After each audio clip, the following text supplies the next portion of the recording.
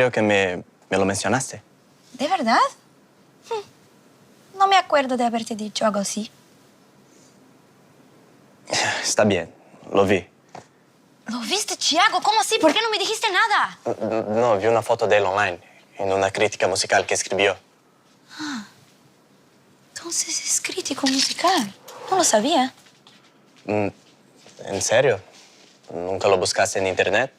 No, solamente busqué sobre el accidente y después de eso no pude más. Se me hace muy difícil. Entonces, es crítico. Colabora en una revista digital.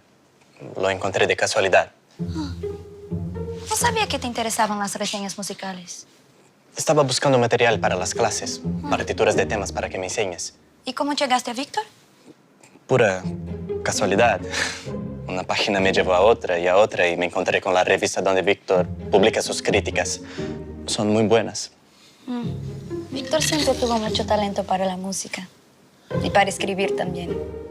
Era algo natural en él. Sabes que a veces nosotros bromeábamos que en vez de un corazón él tenía un metrónomo.